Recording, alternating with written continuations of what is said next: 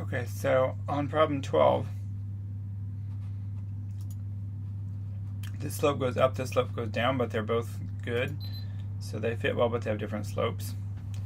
The way you can get this 10% is, the way you can get this 2% is, it says use the data from 1980 through 2007 to compute the rate in 2005. So just remember that 2005 is 55 years after 1950. So you use this formula right here, the intercept plus negative 0.28 times the years since 1950, and since 2005 is 55 years since 1950, you have to plug in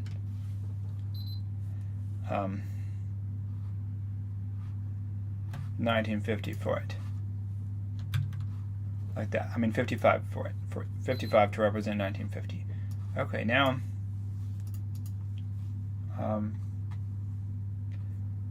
sorry, I did this problem, but I wasn't recording it. So if you use this line right here, it would go up a lot higher, and this one would be a lot lower in 2007, because this one is going down. So it would be that model on the right side would predict a lower value in 2007, and I would trust that one because the x value is within the range. So I would trust this graph to predict 2005 because 2005 is within the range of this data. I would not trust this graph to predict 2005 because 2005 is not within the range of that part of the data. Okay, so I would not, so once again, I would not use either one of those, neither one of them, to predict the value of the interest in 2030, if that makes any sense. So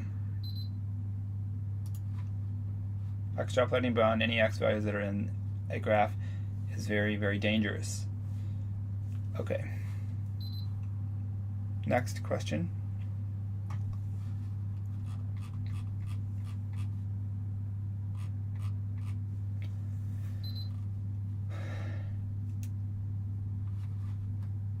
So let's look at the graph. So passengers are going at an airport. Why do you think it keeps going up and down and up and down and up and down? Well, maybe this is every year. Does that make sense? So like maybe more people are flying around Christmas time, and then more people are flying around Christmas time or on vacation time or whenever people fly. The same thing happens every year. And then flying became more and more and more and more popular right here. And now what happened in 2001? 9/11 did, right? And so this zero represents 1990, and that 12 is 12 years after 1990, which is 2002. So 11, which would be right about 11 would be right about in here. That would be 2001, 11 years after 1990. So this low point probably represents how many people were flying airplanes right after 1990. Right after 9/11. If you're wondering why there's that low point right there. Okay, so now by the way, these are residuals. Residuals mean whether it's below or above the predicted amount. So the predicted amount would be a lot less than predicted. It doesn't mean that a negative amount of people are flying. It just means that a negative amount compared to the expected amount, or the average amount. Okay, well, so there's an annual pattern, so the residuals keep cycling up and down. A re-expression doesn't help get rid of a cyclical pattern.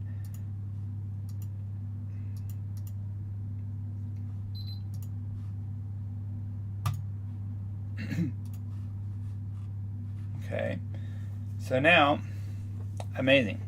So we're just trying to use some formulas. This is basically to test your algebra skills.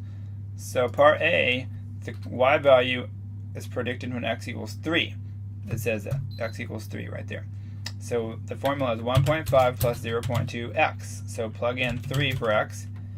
And what's 0.2 times 3? It'd be 0.6. And then what's 1.5 plus 0.6? It's like 15 plus 6 would be 21, so it's going to be 2.1. Just put the decimal point in between. 2.1. Then part B, it says the natural log of y is equal to 1.5 plus 0.2x. So what do you do to get rid of a natural log? You use a base of e. So it's going to be e to the power of 1.5 plus 0.2x. See, because if you solve this equation, you have to put a base of e on both sides.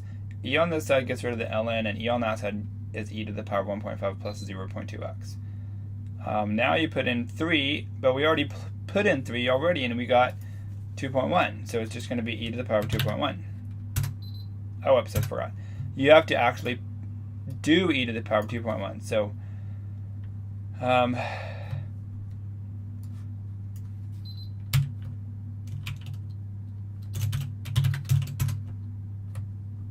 so that is 8.1.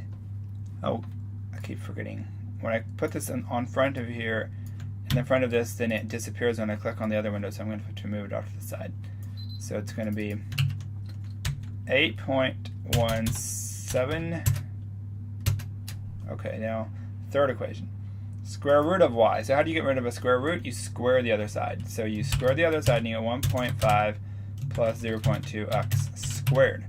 So we already know that 1.5 plus 0.2x works out to be 2.1, so it's going to be 2.1 squared, which is 2.1 times 2.1, which is, well, 21 squared would be 441, so 2.1 squared would be 4.41. And then this is the reciprocal. So if 1 over y equals 1.5 plus 0.2x, the reciprocal of that would be 1 over 1.5 plus 0.2x. Plug in 3 and you get 2.1. We already figured out. So what's the reciprocal of 1 over 2.1? Well, 2.1 is just simply 21 tenths. So what is 1 over 21 tenths? Well, the reciprocal of 21 tenths is 10 over 21. And what's 10 over 21? 0.476, which rounds up to 0.48. Okay, now the last one is just a simple formula. 1.5 x to the power of 0.2. So for x, I'm going to put in 3. So 3 to the power of 0.2. And to do that, I'll just do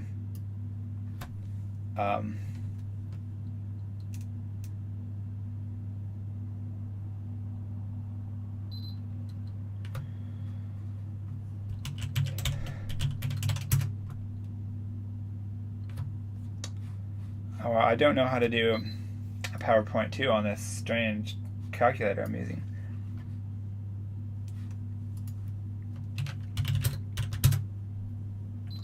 Let me look it up.